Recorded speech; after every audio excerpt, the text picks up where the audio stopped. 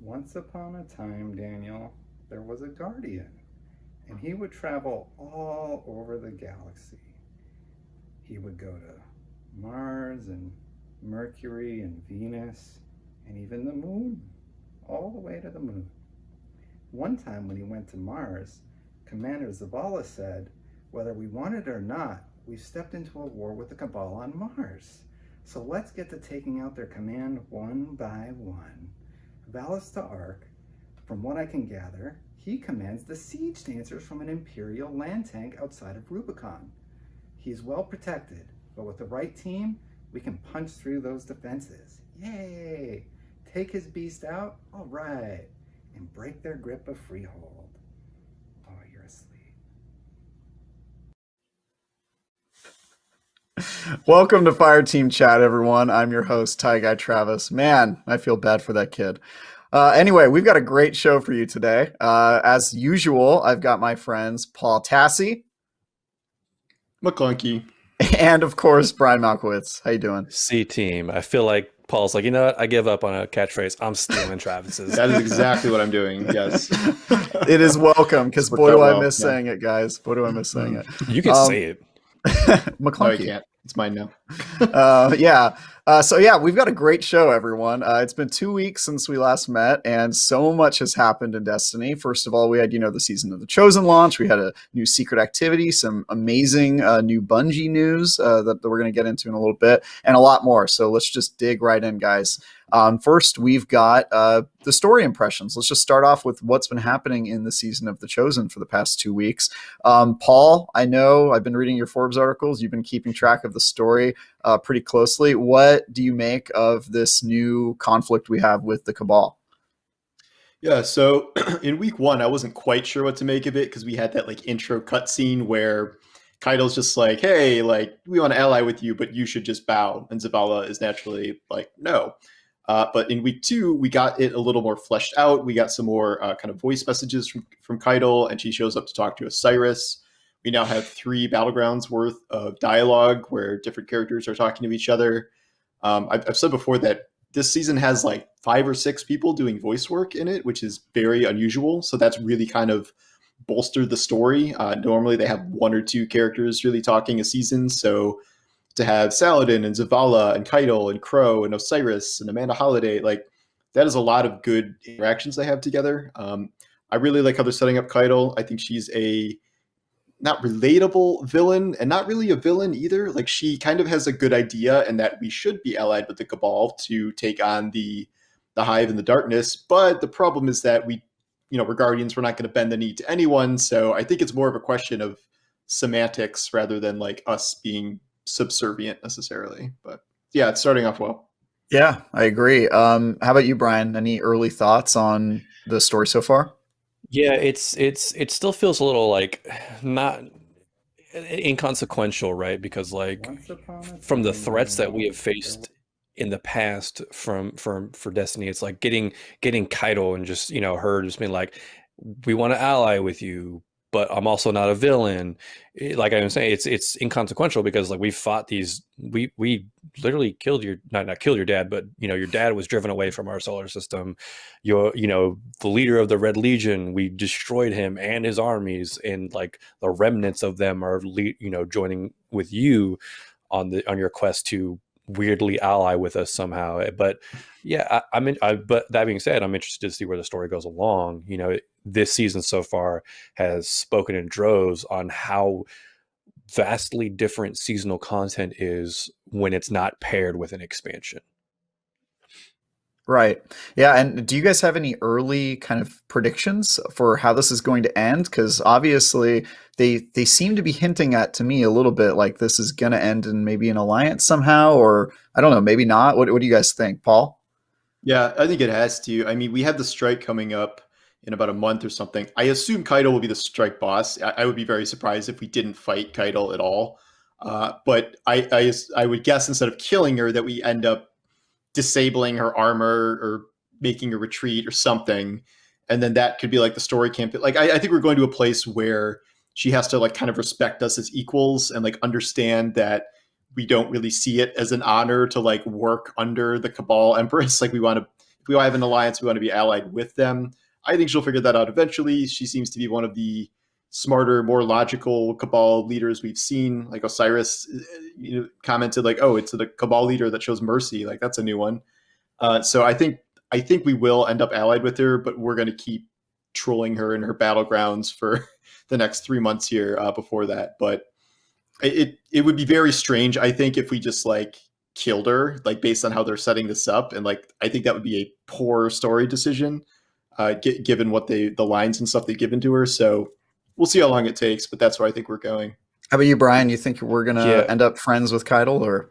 So elaborating kind of, or adding on to what Paul just said, like she doesn't, she seems obviously she's kind of stuck in her Cabal ways, right? The Cabal, they like conflict, they want what they want, and they want, and when they don't get it, they're going to fight for it.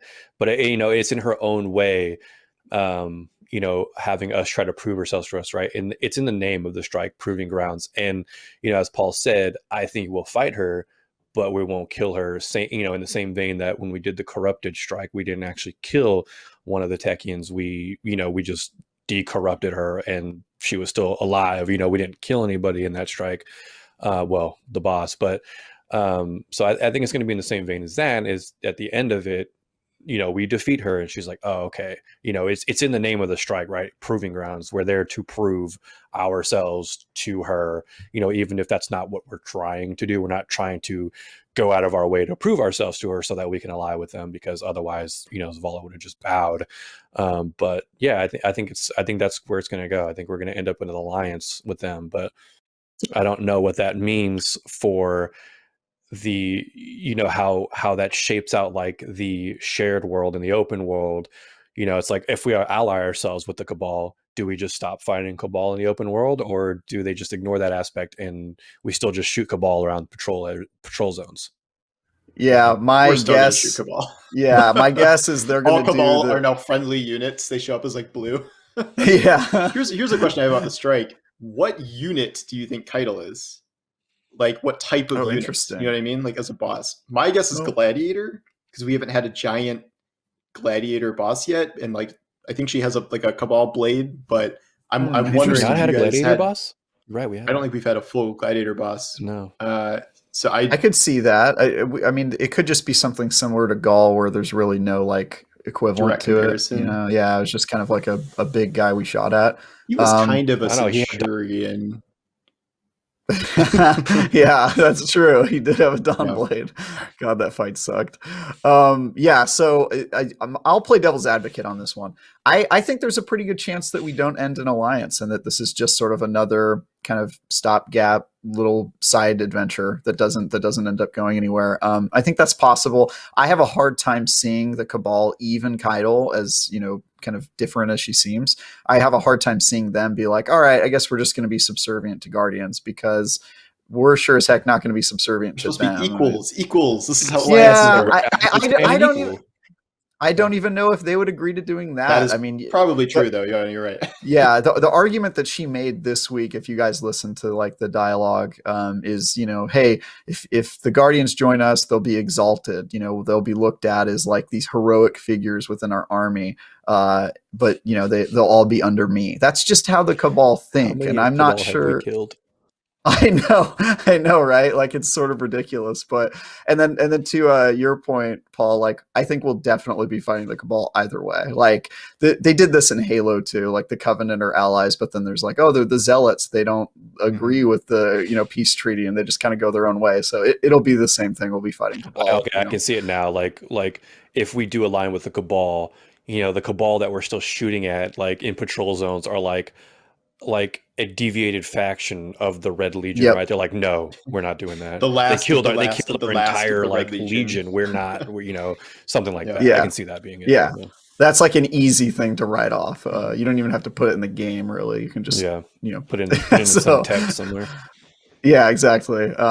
But yeah, that's my thoughts on that. I'm glad that you guys seem to be enjoying the season so far, though. In terms of story, I think that they have kind of a compelling story, and I'm actually eager to see how this one ends. And I feel like there's an ending that we know is coming. It's sort of like in the season of the Almighty, where we knew that thing was crashing to Earth, and we knew that there was going to be some kind of ending, right? That I feel like that this season has the benefit of that. Like we know that there's going to be an end to this that conflict. one wasn't even a story though. That was like a ship Yeah. is crashing into us, and like we never heard from the person who was crashing the ship into us. Really, it was just this ominous thing that was happening. Whereas this is a lot more kind of in depth, which I appreciate. Have we ever heard a Scion talk?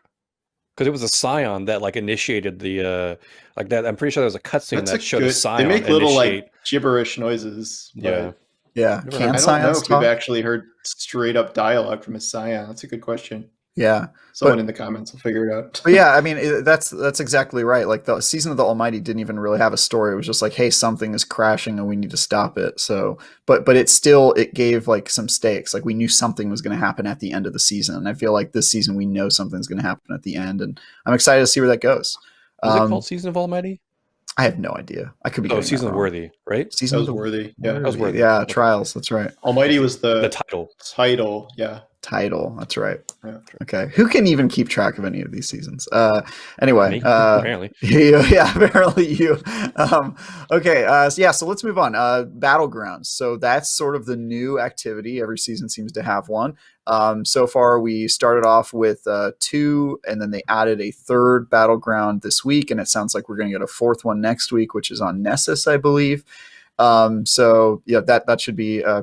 I'm surprised how long they're kind of keeping this interesting and adding things. But what are your guys' thoughts on Battlegrounds so far as an activity that we're going to be doing for the next month and a half?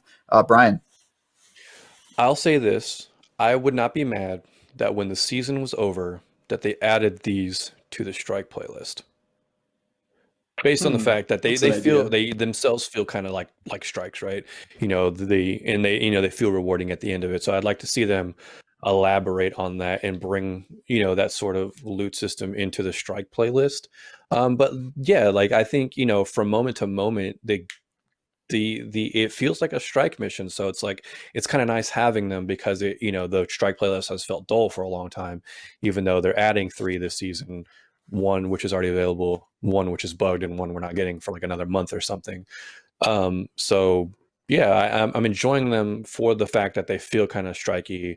I don't want to say they're too difficult, because they're not super difficult, but unless you're fighting that Thresher 1v1, I think it's a nightmare. But yeah, I'm kind of liking them so far. So I'm interested to see how if they start to grow stale after a while. But considering it took a long time for strikes to start feeling stale themselves, we'll see how these ones play out. Paul, your thoughts, and do you agree that these would be good strikes? Yeah, that's an interesting idea I hadn't thought of. It might be a little tough to blend the hammer mechanic with it, but obviously we need more strikes in the strike playlist, and they're about strike length, so I could see that potentially working. I'd be surprised if they did that instead of staying their own playlist, but I wouldn't be opposed to it necessarily. I think there's a lot of good in them, and just maybe a few cons, but like they feel a little more simplistic than strikes. Like there's fewer mechanics. They all kind of have the same mechanics in them. The boss with the 3 immunity phases, these 2 of the bosses have a shield, things like that.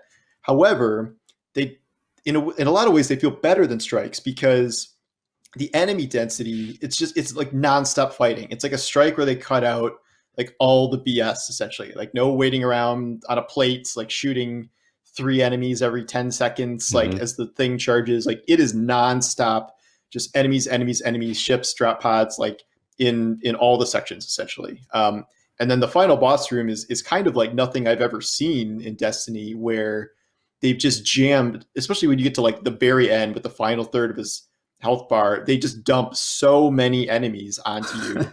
Like it's not like 3 phalanxes are coming out of the door. It's like here's 15 phalanxes. Yeah, like, just it's a lot. Mind cells, like baby.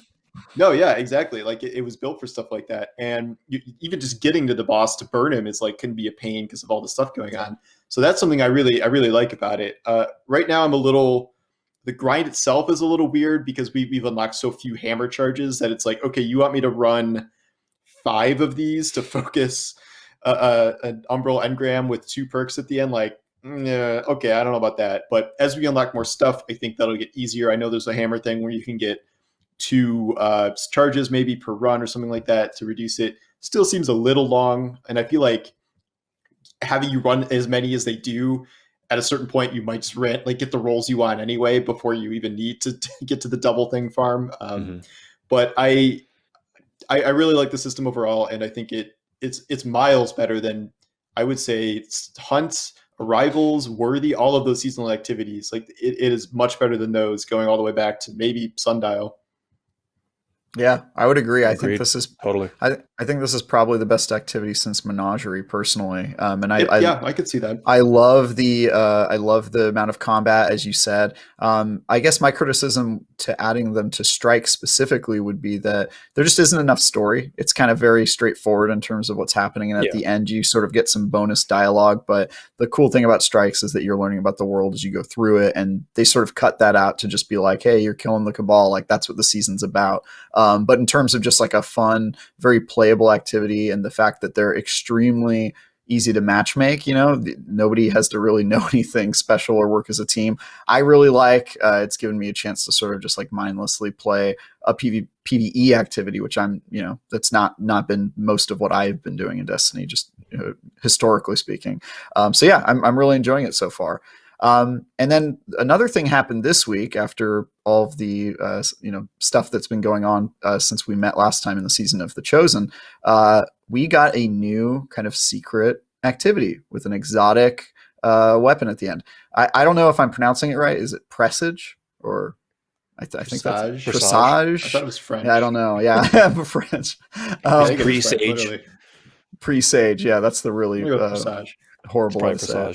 It's probably Presage. So that activity, which unlocked the new spoilers, guys, we're going to talk about this. So if you haven't done the activity, I highly recommend going into it blind, but we're gonna talk about it here.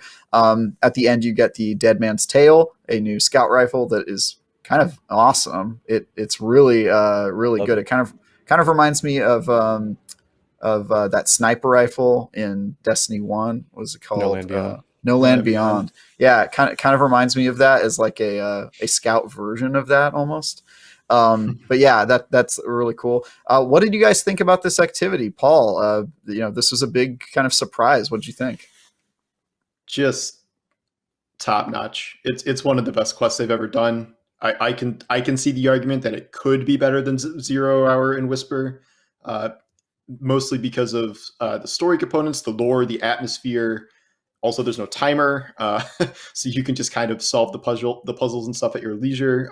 That will probably change when there's a heroic version. I kind of expect a timer then, but it's fantastically done. They literally made a Scorn ghost ship, and it is a spooky atmospheric experience. It is pretty light on combat, and yet the combat there is still could be pretty challenging. The boss in particular, if you're trying to solo it, can be a little frustrating, but in a good way. Going through it blinds, like I was just LFG in the first few minutes of the quest launching just to try and get through it, and that was a blast experience. They have a totally new mechanic with these spores and the switches and things, and I really, really enjoyed the entire thing. And then it helps at the end that it gives you a gun that is A, new, and B, actually very good, and that we can go into that in a minute. But yeah, the quest itself is fantastic, easily one of the best they've ever done. I don't know if I can do a full like top 5 ranking order, but it is definitely up there. And this is just on the back of the Hawkmoon quest too, so I was not expecting something quite like this this soon, and it is certainly better than the Hawkmoon quest was. Absolutely, yeah. Brian, how about you? Any like highlights, moments that popped out for you? Yeah, I just wanted to say first that this mission is Bungie at their best, I think, right? Like they do horror elements so well, and this really shined through, and it was really surprising because I kind of expected it going in, because before I was able to jump in, I saw a tweet of them kind of teasing the mission. So going into it really, like Paul said, just gave me that ghost ship vibe, and it felt really cool to actually be in there and explore around. And I appreciated that there was no timer, because you can just solve all these things at your leisure. But I think for me, like that really the biggest highlight is dropping down that first time and seeing, and like immediately looking around going, yeah, this is a trash compactor. Like immediately going into that room, I was like, I'm going to trigger something and these walls are going to close in. and that was really fun, and I'm glad this mission happened. And the exotic rifle is really, the Dead Man's Tale is really cool. I like it, and the catalyst is only going to make it better, so I can't wait for that to come out too. Yeah. I'm with you guys. So for me, the top moments were obviously the Star Wars reference. When you get to the garbage mashers part, I absolutely love that. That was just like such a great moment for me. And going into it blind and sort of just solving all those puzzles myself and going through it, I loved it. I would probably say this is my favorite of their secret events, even more than Whisper and 0 Hour. There was something, how unexpected it was, I guess.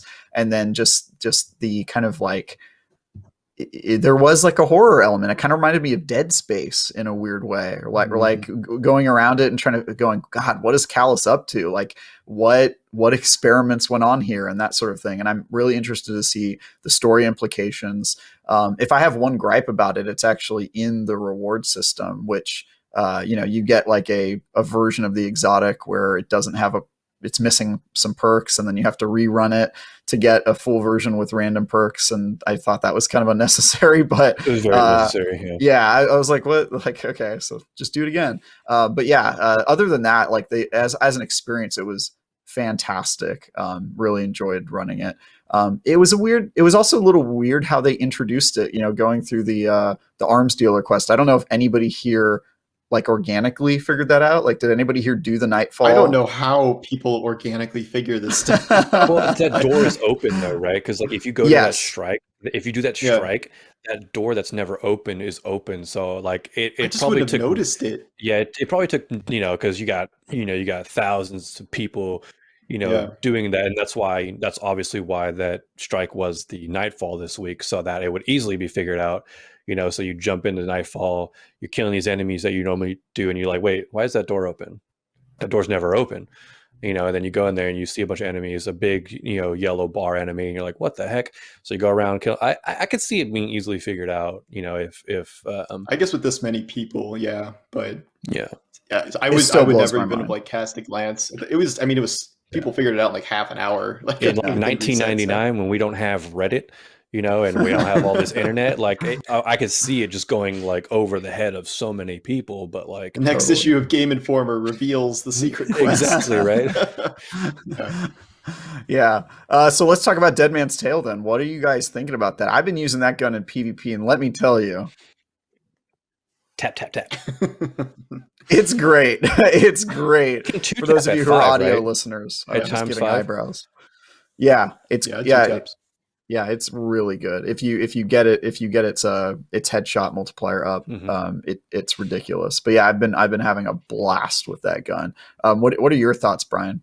I think it's really fun. I mean, even in PvE, it's fun, right? Just because not just because it's effective, but because of the sound it makes when you trigger when you trigger times 5. I forget what it's called, but when you trigger it, it just it has that eagle roar, or what do you call it? That's Hawkmoon. It's the Western whistle. It's the Western whistle. Yes, yeah. It does that, and it's just really cool, and it feels good when you get that, and you can even hear that happen when you're. It probably does it with Hawkmoon too, but you can hear it when someone on your Fireteam gets the triggered effect too. It just, you hear that whistle, and it's like, that's really cool. And you're like, look how accurate I am. and Tex Machina weapons have the best reload animations. So having that lever action scout rifle kind of feel like a repeater is really awesome. And I dig in the aesthetic of the gun as well as its effectiveness. Cool. Paul, any thoughts on your end? Yeah, I lucked out because I got Outlaw on my phone, and so it just speeds load. I didn't know it could roll Outlaw. Yeah, it's wild. Delicious. Put Scout Loader on, stack times 5 cranial. It's the fastest reload you can get, and it's so much fun. Fastest in the West. Yeah, literally. That's how it feels. And like people have been, how long have people been asking Bungie to make a repeater? And like years at this point. And they make one, and it's about as good as you could make a repeater. Like I can't really envision how you could have done it much better than this. I've used it a little in PvP. I can already tell how good it is there. I've been using it in Nightfalls, and I was doing Heroic Nightfalls or Master Nightfalls, whatever the 1330 is, and like that was my anti-barrier because it shreds, and especially once you get the stacks up, And I mean, granted, that's a seasonal thing and it won't always be like that, but scout rifles have been usually one of the rotating things. So now that we can use exotics as anti-champion, that I found is a very fun, way to use it. And just with outlaw and just the stacks in general and just how good the gun feels, I just love using it. I'm very tired of exotic hand cannons, exotic primary hand cannons. We have so many, but we have so few exotic scouts that aren't like a million years old, like Mida and Jade Rabbit. So Yeah. to get a new one like this that feels so unique and so fun is fantastic. Like you could make the argument that maybe TQ's Divination is maybe the better overall weapon from its crowd control, and it can do single target. But I don't know. It's just the fact that they have two just blockbuster, amazing exotics in the first 2 weeks is kind of amazing by itself. It gets +5 for style points. That's why we like it more than TQ. It's the style. I think the ornament gives it a better sight too. It's, something. It has a better sight on the ornament. I got to look into that. I think so. I got to look. It's I got to look better into for me. that. So I guess, think for me, the my favorite thing about it is just that it is a new exotic.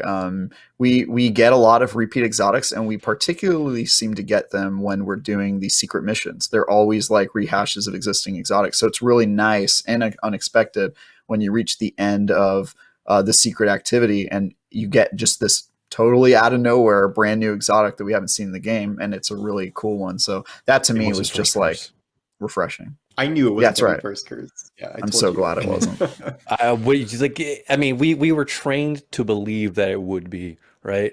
Hawkmoon Quest, 0 Hour, Whisper of the Worm mission, all of these secret missions turned out to be rehashes of old weapons. So it's like, am I supposed to expect a new weapon? But yeah, we got one, and it's amazing. I love it. Cool. Awesome. Let's move on to some other big ticket items that happened. Yesterday, we got some crazy news about stuff that's going on with Bungie as a corporation. Their team is more than doubling in size over the next year or so, which is crazy. So they're adding 2 high-profile people to their board of directors. Their Seattle office is going to be more than doubling. I assume that means they're probably switching locations, because I've been to that office and I don't know how much more room they could get there. And then they're also going to open a separate office in Amsterdam to deal with publishing and some other stuff that it sounds like they need help with. And they're apparently doing some other stuff in the Destiny universe that isn't a video game. It sounds like possibly a movie or who knows what else. So it's a lot to take in. But Paul, what are your thoughts about this? Is this a surprise to you? What do you hope they do with this increased size? What are your thoughts? Yeah, I mean, honestly, I'm a little surprised. Like, obviously, I like Destiny, I like Bungie, but I was surprised to see something on this scale. And like, yeah, video games are doing well in the pandemic and stuff, but like, you're still seeing reports of layoffs and studio closures and stuff. And what you're not seeing are these massive expansions like this. Like, you just don't really see that. And I'm so integrated into the Destiny bubble. Like, I think the game's fun. I think it's probably doing pretty well. It has to be doing like really well in terms of kind of adoption of expansions and the seasons and microtransactions to be able to allow for an expansion like this. And they have had outside investment. They got $1 million or $100 million from NetEase and stuff like that. But I think it's a combination of that and the game being successful. I'm obviously excited to see the Destiny universe kind of expand. It's kind of the hot right now thing for all these different streaming services and movie studios to finally draw on video games to adapt. Like, we had the Mortal Kombat trailer drop. The Sonic the Hedgehog movie was good. The Last of Us is going to HBO. Like, there's a million of these things in the works now. So a Destiny project of some degree is not a surprise. I guess I'm a little surprised that they're putting a board member on for it. And Mark Noseworthy and Luke seem like that's going to be their primary thing kind of going forward is elevating the Destiny universe. So I'm very curious what form that'll take. I think Destiny could be most easily adapted as like an anime, like one of the ones we see on Netflix, like Castlevania. Once you start getting into live action, I think that's harder, and that raises a lot of questions about how that would work in various ways, but that would also be exciting too. So we'll see. Yeah, I'm also a little skeptical about live action movies, but I didn't think about that. Anime would be dope. So Brian, how about you? What are your thoughts about this crazy expansion news? So it's interesting, right? Because like, I think for the first time in ever. Maybe is if from what I'm reading, it's like Luke Smith is no longer going to be at the helm of Destiny 2, right? They show that he's taking the role and expanding Destiny into other media platforms, and then you got Justin Truman who's taking over as general manager of Destiny 2. So we're going to have a new lead, you know, taking charge on Destiny 2. So it's interesting because I'm curious to see what a Luke Smith-less Destiny looks like going forward, and how much of Justin's influence will start coming to fruition. You know, even though we've got the next 2 years of Destiny 2, you know, in the bag, right? With, you know, Witch Queen this year and Lightfall next year. So yeah, it's gonna be interesting to see, you know, what they pull off and with this expansion, because we know that based on this, they're working on a bunch of new IPs. But it's like, are they going to pour more resources into the Destiny 2 game, or are they taking half of those people and moving on to new IPs? It's going to be an interesting time ahead for Bungie, and it's going to be weird to see all that play out. But I mean, hopefully this is for the benefit of us all in making bigger, more content. Yeah, and it looks like they're doing a little bit of column A and column B in terms of you know, new stuff versus building on the old. Obviously, as Destiny fans, we all hope that Destiny is here to stay for a while, and that they'll continue to build on it. But I am glad. Like it is. It sounds like it is. There's Yeah, a lot of confidence that it is. Like, I don't know why they would be doing any of this if they weren't planning to keep committing to Destiny for the indefinite future. Like this almost guarantees stuff beyond Lightfall now. In my estimation, 100% this sounds like big picture, long haul stuff, right? Like it's like, hey, we want to expand Destiny just outside of video games, and it's like, you know, this is our way, because, you know, the community has been vocal about Destiny since launch. It's like, hey, we want more story content. We want more story content, right? And it's like they have, you know, Bungie is in a weird spot, because it's like, hey, we got to satisfy your insatiable hunger for good game content, but we have to spend a lot of resources on just these gigantic, you know, cinematic expansion story content that, hey, maybe they can offload some of that onto these other media platforms while bringing us like these big, you know, these really good pieces of content that just keep us engaged, rather than just these huge story arc campaigns. So yeah, and I agree with you, Paul. Like, I think a lot of us thought when they announced 3 years of Destiny, like, obviously they were committing to 3 years, so they weren't, you know, saying goodbye. But it sort of gave the impression with a lot of high-profile people moving off of the Destiny project, like, okay, maybe they're moving on to their next thing. And Bungie is not the type of company that's afraid to walk away from a golden goose, right? Like, they walked away from Halo. This is kind of what they do. They build huge franchises, and then they go, all right, we conquered the world, let's do it again, right? Like, they're very bold. And so I kind of expected that, but I think you wouldn't be building an expanded universe for Destiny if you didn't plan on continuing the games. Like, that just doesn't make sense to me. So I think Destiny's definitely here to stay, and this is really surprising, but also great news for us as fans. And I guess not that surprising in retrospect. Like you said, Paul, they got some money. They did the Game Pass deal. I assume that was huge. They also did a Stadia deal, which, I mean, Google's got money. I mean, Stadia obviously doesn't seem like it's working out, but I bet you it worked out for Bungie. Well, I also think the difference here between this and Halo is that this is theirs. This is like fully theirs. True. Like, they left Microsoft and they could not take Halo with them, probably, unless they paid Microsoft $1 bazillion to get it. So Destiny is something that they have built from the ground up, and that's why I don't think they would want to let it go. And I think I've said this before, but I think they want to be like Blizzard, like back when Blizzard was like very good. BlizzCon's going on like as we record this, and like Blizzard in its heyday, you know, StarCraft, Diablo, Warcraft, and then Overwatch, like, it had these big franchises that, you know, supported all these different games at the same time. I think Bungie wants to be able to do that with more than one IP, and I don't blame them for that. And I think that's a good long-term growth plan, because you can't just like expand your studio and then only make kind of nonstop content for a single game. Even as much of a golden goose as World of Warcraft was for Blizzard, they were still working on 2 or 3 other franchises at any given time, even though they could have just rested easy on Warcraft alone. So I think that's the ultimate long-term plan here, but it is very long-term, because they're talking about the next IP not being out till 2025. So that is probably going to be something pretty sizable. That does not strike me as like oh, Bungie's doing like a battle royale clone or something like Yeah. that. I don't know what that project is, but Set in that Destiny universe. Matter or whatever it's called, but that sounds like that could be something potentially very large and maybe more than just like the, smaller scale PvP title that we think it might be.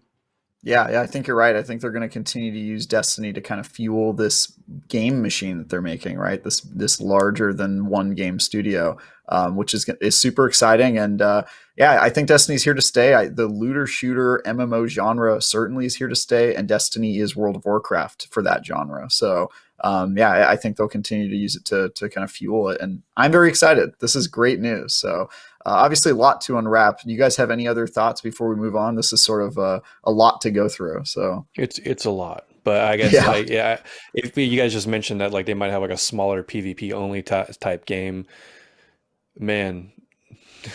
How do they message that without just royally pissing off the entire PvP community of Destiny? If there's an outcry of like all these problems with Destiny's PvP, but they release an entire game based around PvP combat, that'll be I think they will. I mean, if they have multiple projects in the works, I can almost guarantee one of them is just a PvP game. Like I don't know what style of PvP game.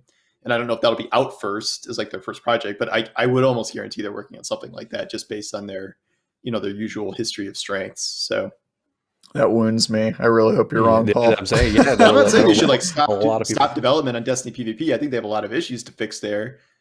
Maybe, this season they're at least crawling in the right direction, but stasis remains a problem. But I don't know. People are excited about Trials as we speak. Like the new weapons they put in there are pretty cool and things like that. And the forever battle against cheaters and stuff, I guess. But, I don't think they're just going to abandon PvP entirely. It's just, I get why people have that impression based on the past year or so. I bet we'll hear something about that more in the state of the game. But for now, maybe it's getting a tiny bit better. And people have kind of put their anger aside temporarily, but obviously those kind of deep-seated issues are still there. Yep. Yeah, for sure.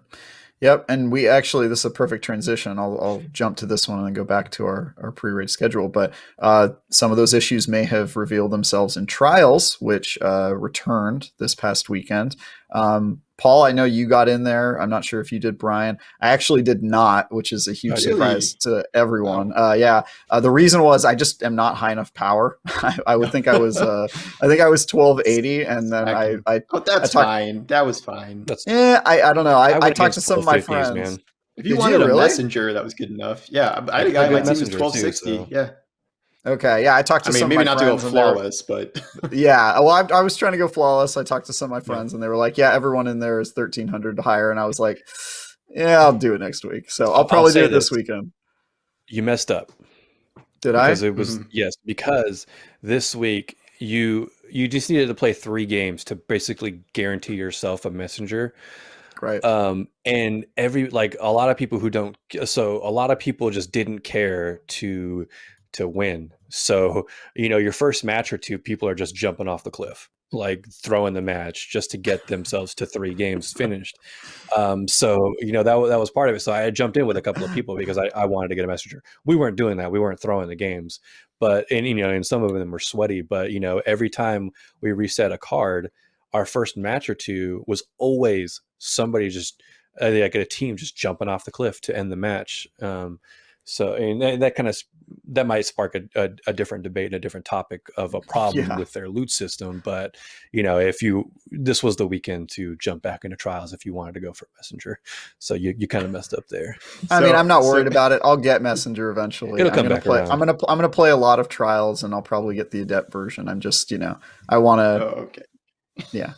What up, guys? You don't know how long that'll take to show up, though. I got me. I don't play Trials, and I'm pretty bad at Trials. But I got 7 messengers. I did 3 wins and the bounty on 3 characters because that's how much I wanted to go for it. And then I got 2 from token turn-ins, and I got 2 Outlaw Desperados, and boy, that was worth it. That was totally game changing. Yeah. I got the same roll.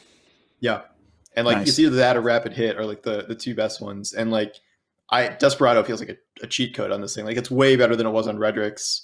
But nice. There's a lot of strong weapons right now. It's not even necessarily the Trials meta now is Desperado Messenger. I think it's better in 6s, honestly. But I do not regret going for that at all. This week it's like Astral Horizon at 3, so I'm not going to do that because I only really care about the 3-win with my skill level. But the sword's here, the Adept hand cannon is here, so those are now all the weapons are kind of in the wild. The hand cannon's supposed to be really good from what I've heard. So yeah, maybe I'll go for that. But yeah, I'm definitely gonna hop in this week. But what are you guys' thoughts on Trials? The way you played it, obviously, people jumping off the cliff just to get Messenger aside. Was the I mean, you play on PC, Brian. Where was there as much cheating? How does it feel? Yeah, lots of cheating. Okay, great. Oh yeah.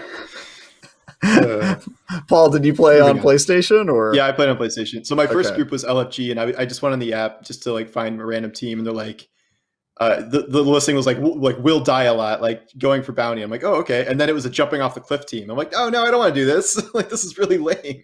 So I left that team and joined a regular team, and it was like a 1308 guy, me at like 1295, and then we had like a 1260 guy. And like we were all over the place, but we got to 3 wins. We got the bounty, and like it was fine. I guess my biggest as like Mr. Casual Trials player, my biggest issue with Trials right now is how desperately unrewarding it is for anything except the bounty rewards and the if you can maybe get to the 3-win. Like you do not get end up match drops. Like you do not get any sort of drops at the end. Like you cannot get the playlist specific weapons. Like it is a void. You don't get a token out of loss anymore. They dramatically overcompensated that whole like people are token farming the card early thing by removing tokens from losses. And I guess we can talk about people jumping off of the map for 20 matches in a row. But like honestly, if you do that for one roll for 20 games, give them the drop. I don't even care. Like if you're that committed to playing the game in the most inane way possible, go for it. But Trials is just the most unrewarding mode in the game, like just to play it. And it should be the most rewarding to encourage a larger player base to feel like they're not wasting their time. Because like before the bounty, even trying to get to 3 wins could take you 6 hours. And if you didn't get it for whatever reason, you could leave with literally nothing because there were no rewards if you lose. So I think that is one aspect they really need to look into and change. It could be overlooked because Trials is so focused on wins and streaks. But like if they want more normal people to play it, which I think they do to make the player population healthier, that is one really core aspect that's wrong with it that they have not really, they've only made it worse. Besides the bounty, it's gotten worse over time. So absolutely. Okay, cool. Well, good thoughts. Next, I want to move on to something we talked about a couple weeks ago at our last episode of Fireteam Chat, which was the tuning of mouse and keyboard recoil. During this time, Brian, who is now stepping off camera, he had some concerns and went on a monologue. I love the up close on his empty chair. And I would like to give him a chance to eat crow, and I don't just mean Uldren Sov. So, Brian, okay. Would you like to take the floor? Right. All right. I went on a little mini tangent last time we were on an episode, and I said that maybe they shouldn't do it. No, yeah, I went on a little bit of a tangent and said like, hey, this might change the way the game feels, for a larger player base, and maybe like changing all these patterns and adding new patterns to weapons might negatively affect it. But honestly, like when the season dropped, I didn't read the patch. I hadn't read the patch notes yet. And, I played with all these guns. I played with SMGs. I played with hand cannons and all the different weapons. And it didn't even occur to me that there was a mouse and keyboard change at all until I went, after playing for the full day, reading the patch notes. I was like, oh, they made adjustments. I didn't notice a damn thing. Now I feel like a jerk. I owe everybody an apology. And so I'm not going to say sorry. I'm sorry. But yeah, so yeah, I'm just going to eat my words, right? It didn't matter. It didn't affect how I play the game. It's still awesome. I'm not even noticing any of the recoil changes. So cool. Well, hopefully it made the desired impact that Bungie wanted without affecting the player experience. But yeah, I mean, that's comforting, definitely, with cross-play looming, because I'm a little worried about that. I mean, I'm worried about it regardless because of all the cheaters on PC, but hopefully they'll have a way to divide that player base. But yeah, Paul, have you played on mouse and keyboard at all? Or Yeah, well, the biggest difference I think is on console, and they actually did what Brian said because the reduction of screen shake, SMGs are now much better on console, like way better. And I do notice the recoil changes on PC for SMGs a little bit, but like it's not enough to make them bad. And I still use them on PC all the time. It's just yes, they shake a little bit now, but SMG on either platform is the only weapon class I can really notice it because the changes were so big. It was like 20-25% changes. But on PC, it didn't make them anywhere close to unusable, and it's still probably better than console. But console, they feel way more viable than they did before. And I don't even know what else has changed, like fusions, pulses. I lost track, but nothing else seems remotely bad at all. Cool. Yeah, glad to hear that. Yeah, I did notice a little bit of change on console, but kind of a positive change. So yeah, I have no complaints here. I'll continue to use submachine guns like once every year. The but new yeah. submachine gun is so good. The primary, it's so good. Which Yeah, I one? love that one. Yeah, well, I forget what it's called, but Okay. the one from It's Battlegrounds. right there. It's right there on the tip of the tongue. But yeah, I always forget it. I always On want the to say surface of inaugural their address 'cause mind. it's something like that. But Okay, yeah, I'll try it out. Yeah, I've not really used submachine guns honestly since Recluse, like seriously. Really? So I mean, there's some pretty good ones, and I think this one is a don't 900 know. RPM. So like it's a good submachine. I think it's the best one since Recluse. Honestly, you can get like surplus frenzy on it. Like it's Oh, you know what? Extraordinary I Rendition I did is use the the name of it. Yeah, there submachine you gun go. during Yeah. the Dawning. That was the last one that I really used seriously. I can't remember the name of it. This is better than that, I'd say, yeah. for sure. The Dawning. Cold Front. Cold Front, yeah. Thank you. That's right. Anyway, yeah. So another thing that was on the TWAB that we haven't talked about, I think it was 2 weeks ago after our last show, was the changes they're making to the quest tab. This is sort of a smaller story, but they talked about changing the way quests work so that they're more readable and you can kind of double click on a quest and sort of get more information on it. In my opinion, this is something that, although kind of a smaller quality of life thing, speaks a little bit more broadly to Destiny's ambitions as an RPG. And we talk about a lot on the show about how, Destiny is not as much of an RPG as it should be or could be. Some of us think maybe it should go a little bit deeper. So I'm personally very excited about this because I think it's easy to forget that Destiny 2 actually launched without a quest tab after Destiny 1 added one, and then they re-added the quest tab, and now they're sort of doubling down on it. So I'm very excited to see this personally, and also because there are a lot of freaking quests in Destiny right now. If you're like a new light player and you're joining and you just get like a dump of quests, it can be pretty hard to keep up. So I'm pretty excited about this. Do you guys have any thoughts? Again, I know it's sort of a smaller thing, but to me, it sort of struck out to me as like, I'm actually kind of jazzed about that. So here we talk about it. Paul, do you have any thoughts? I'll put this in the like moderately excited, it's good and fine category, kind of the same as like seasonal challenges. Like Right. It's certainly a positive addition. I don't know if it's something I can personally get super excited about. I mean, I think I discovered it by accident. Like I didn't even know they added it, and then I hit the wrong button over a quest, and I'm like, oh, what's this screen?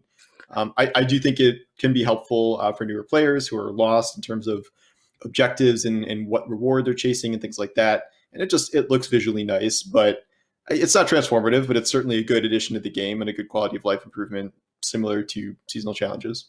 Brian, any thoughts as a PvE guy? I assume this will be affecting your world a little bit. Yeah, it's I think it's fine. I mean, what Paul said, right? I feel like it's going to be mostly for like new light players who are lost and don't know what they're doing and don't know where to go.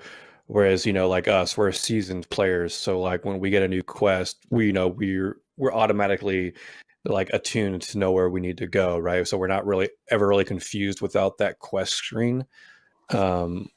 So because we've just had so many years without that type of guidance, so we already really know where to go. I mean, it's nice to have. It's a really sleek and clean looking UI.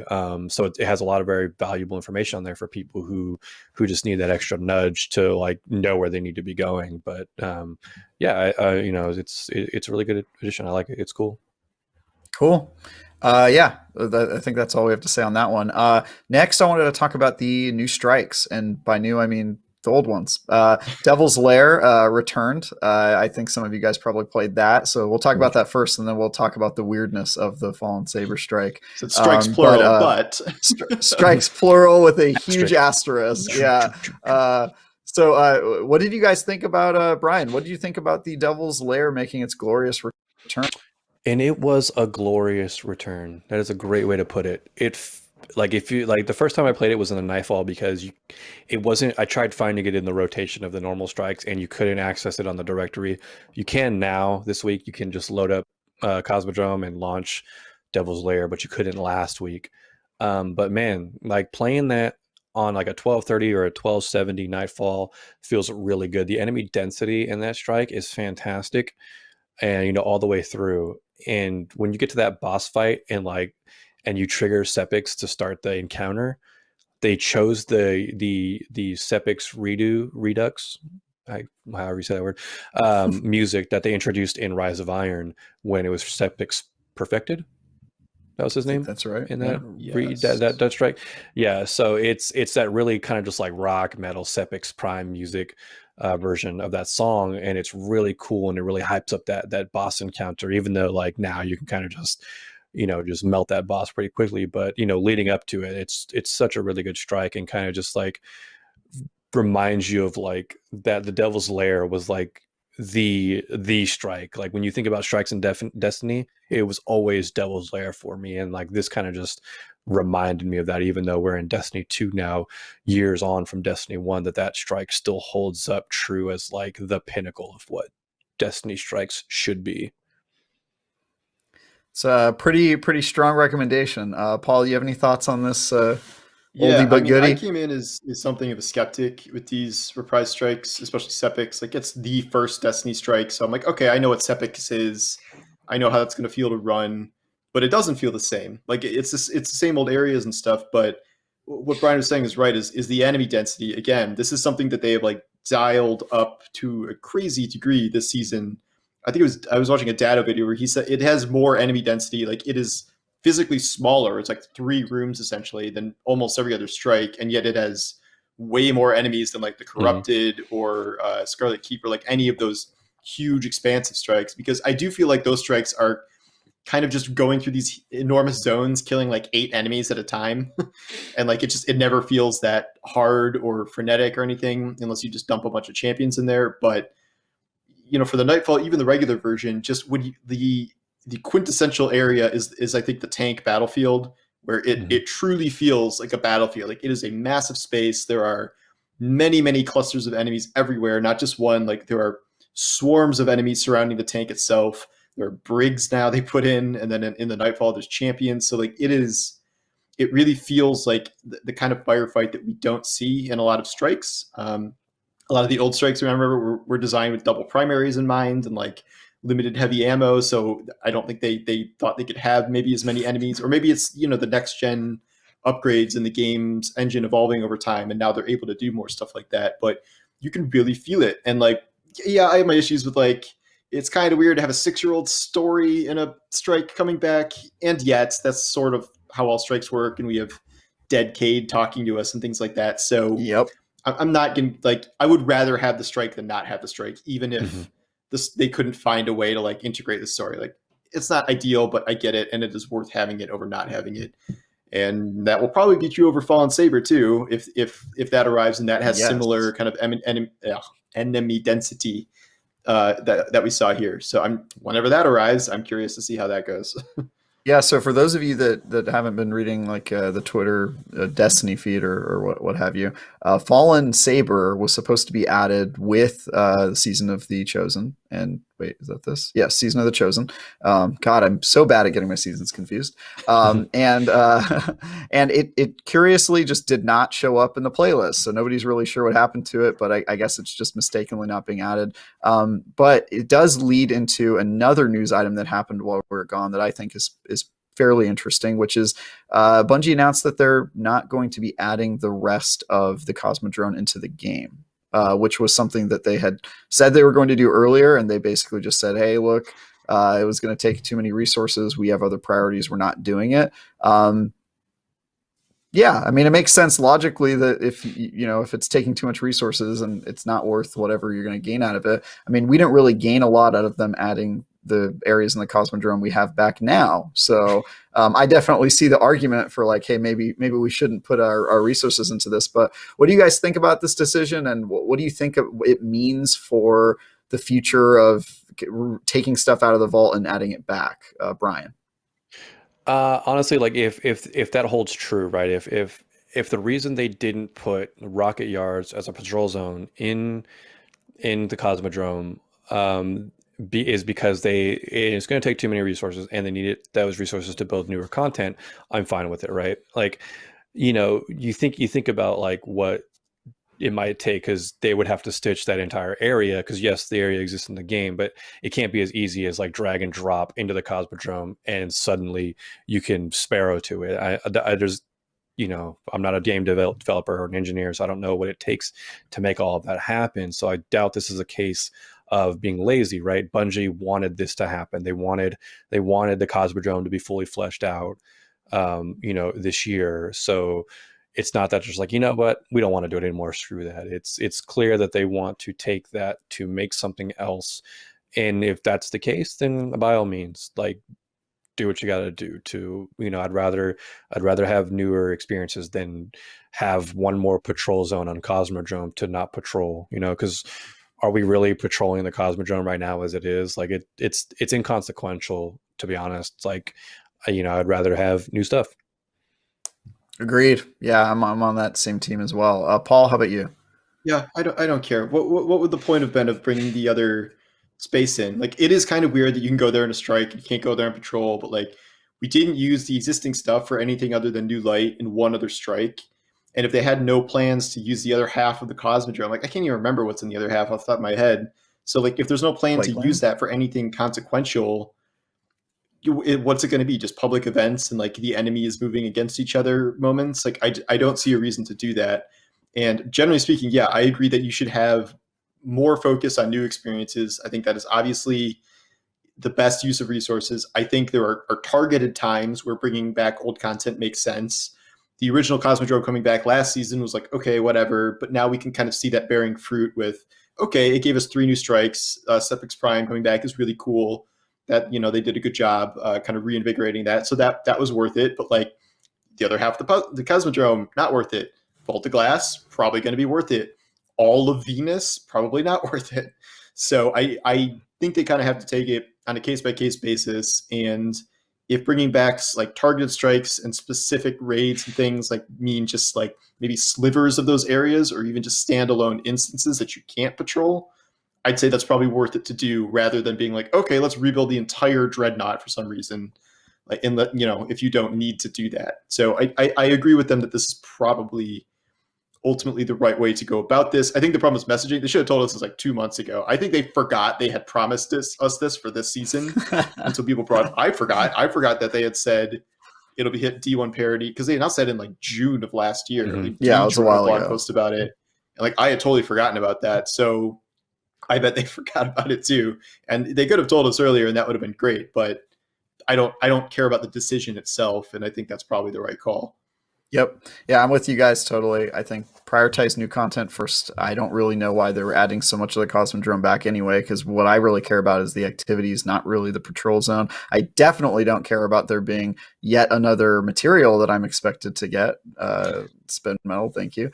But yeah, I think new content should take priority, and it does. The one thing that makes me kind of tilt my head a little bit is I didn't realize it took that much effort to bring an old zone back into this new game. And it kind of makes me scared for like, I mean, I know nothing about development, so, I'm not trying to be an RTO developer. It just seems crazy to me that it takes that much work to add a new zone in. Everything takes more work than you think is the answer to that question. I'm sure that's true. And so that makes me a little scared about how much time they're putting into this vaulted content rather than developing new stuff. Because for me, I had originally thought like, oh, if they're pulling stuff out of the vault, it must be fairly easy for them to do versus building new stuff. Bringing back a Vault of Glass and Cosmodrome and all that. Now I'm sort of wondering, all right, well, if it really takes that much effort to bring it back, like, why are they doing it at all? Like, is that where the priority should be? So that's a little bit of an eyebrow raise for me. But again, It's probably a balance. I trust Bungie. They probably know what they're doing. They definitely know more than me when it comes to development.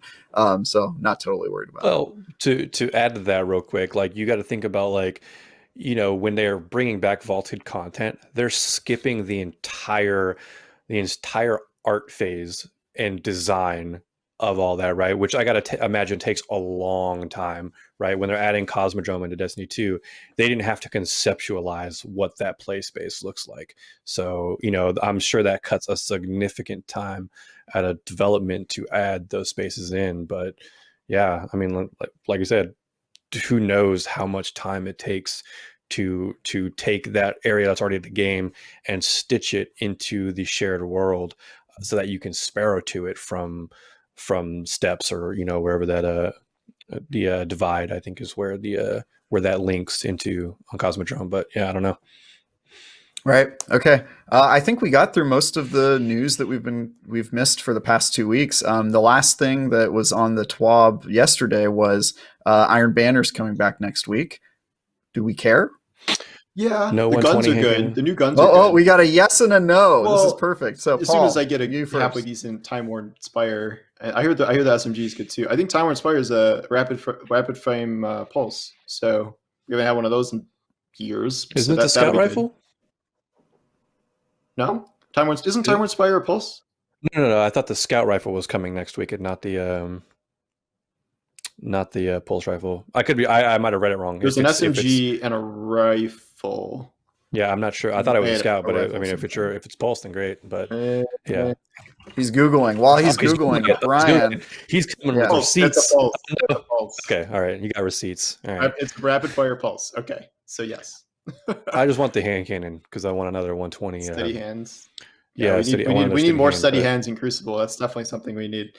I didn't get one last time Iron Banner was around. Oh, then yeah, you're really out of luck. I have one that's like the grip one, and then moving target, and then I put like a targeting adjuster. Like the thing just pulls you on console. Like it's crazy. Like how much aim assist you can get with that perk. There's a new perk too. I think it's less stability but more range. Iron something or another.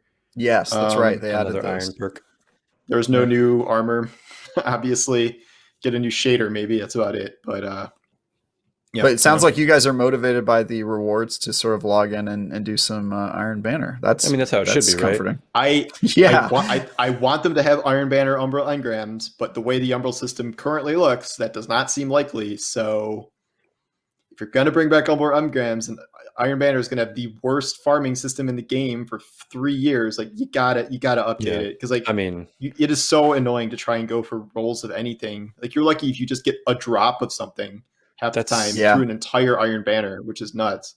That kind of speaks in droves, honestly, about how this season is going too with world loot, right? Like you got Shaxx, Zavala, and the Drift are all share like the same world loot. Like it's crazy to me that like if you're ranking up Infamy and Gambit, that you don't have a chance at the bottom dollar. You only have a chance for it in at the end of a Gambit match. Resetting Infamy rake, you don't have a chance at it. Getting rank up passages from Infamy, you don't get it. So it's like, so Iron Banner is kind of, I guess, in that unique position where it's like, at least when you can target those two weapons when you're playing Iron Banner.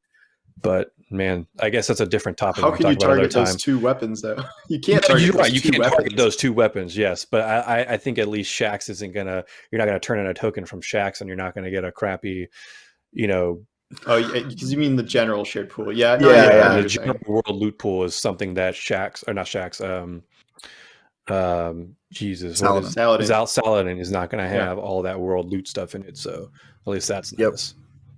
Yeah, I agree. Yeah, I'm going to log on to do Iron Banner. It's actually one of the events that historically I've liked the most, but just recently it's sort of been like, all right, no new armor, no real new weapons. I'll pass. So I would also really like it if they would give some seasonal challenges for next week to be Iron Banner based. I don't know what their stance is yet on weekly challenges kind of built into activities that happen during the season. My guess is it won't do it because One of the things we've learned is that seasonal challenges can be completed even if it's not during that active week. So I don't think that they will do that, but I would kind of like it. I They think, should. yeah. How many Iron Banners? There's going to be like 4 Iron Banners. So like Exactly. and you don't have to complete every challenge to get the final reward. You need like 3/4 of the challenges. So if you want to Yeah. skip it, you can. Like I this think they week, should do it for sure. yeah, Yeah, this I'm week and with you. last week had 2 Crucible challenges. This week it's Showdown, right? Next week you can't Yeah. complete that challenge, right? There was and last week it was Mayhem. You can't complete that challenge this week because Mayhem it'll be isn't in the back, playlist. yeah. It'll be back. So yeah, I mean, I think they could add Iron Banner challenges, but the thing is, it's like all of the challenges for the season have leaked. There's like a Google Doc floating around with all the challenges. Oh, throughout- I haven't seen them. and, It's you not on know, there. so I haven't read all of them, so I don't know. Okay. But yeah, like and also, side note, they're retroactive, so you can kind of like complete them ahead of time if you Some want of them to. are, but not all of them. Some are retroactive. Yeah. Interesting. Cool. Well, that's something to look forward to. I think we got through everything, unless you guys have some other stuff you wanted to talk Talking about. so long, it got dark here. I know. I noticed you turned on I'm that like- lamp. That's I'm so like it's funny. spooky lighting now. Cool. So let's move on to our Bungie please. I hope you guys prepared. Oh some things crap! I to did talk do about. one. Yeah, I have one. All right. Let's start with you, Paul, while Brian goes through Thanks, his laundry list of things he doesn't like. Okay. And This is a very kind of complicated one. It's both complicated and simple. And my Bungie please is Bungie please like do something with like normal armor, because right now there is a 0% chance that any armor from a non-powerful or non-high stat source is not going to be like an instant dismantle. Like once you're at the level cap, like there's an entire row of umbral engrams here where you can focus it into like a helmet or boots or something from the season, and it is like guaranteed not to be above 60 essentially. So why does that exist at all? Like what is the purpose of any armor that is dropping that low? Because every time you see that, and if it's not from like a prime engram or something can drop high stat armor, like it is going to be an instant dismantle, and that is like 75% of all armor drops. So then once transmog's here, then there's even less of a reason. Like maybe you're willing to sacrifice some stats for that that one helmet you really like, but once transmog's here, you won't even need to do that. So I think they still have some things to figure out with armor. Well, I think weapons are in a really good place right now. The perks are great, and like armor mods are fun, and those have been fine. But like actual armor pieces as things that drop are very strange, and it's just absolute trash just so much of the time where it doesn't even have a chance of being good. So yeah, that's a really good one. Brian, do you have yours, or should I do mine now? Oh, he's got one. All right. Catalysts. There are so many exotics that still don't have catalysts. It pains me when there's an exotic weapon like Thorn that you can't even at the bare minimum make orbs with. I really hope this wasn't already said in one of our other past ones, but like we need at the very least to be able to just masterwork up exotic weapons that don't have catalysts, so we can make orbs with them, as we can with just legendary ones. So even if a catalyst just allows me to make masterwork orbs, that's it. I think their priority, instead of just releasing every new exotic with a catalyst, to go back and like, all right, how do we add a catalyst for Anarchy? How do we add one for Thorn? How do we add one for all of these exotics that don't have a catalyst, so that way they can see more playtime, just for the sole reason that they can make masterwork orbs. That I think that needs to happen. Bungie also please. Very good one. Yeah, you guys have very good Bungie pleases. So my Bungie please this week, I did something different. I'm playing with members of our Fireteam chat listening community, and this week I played with somebody called Cletus Mometus on Xbox, and he had a very good Bungie please that I wanted to feature on the show, which was a really great nitpick.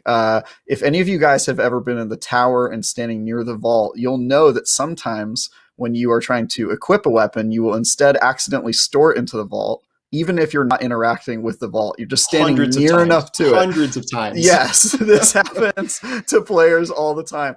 It was one of those things where as soon as he mentioned it, I immediately went like, oh my God, like that has annoyed me so many times over the years. So my I'm sorry, what is happening? So in when you're standing near the vault in the not tower, interacting with it. and you're not interacting with it, if you go into your inventory and you try to equip a weapon, it will instead store it in the vault. It'll change. It's like I had no, that problem. it's not like a bug. It's like if you're in your vault and you're moving stuff back and forth, and you take something out of the vault, your first instinct is to equip it. But then by Exactly. doing that, you just put it back in the vault because you're still Yes. technically in the menu.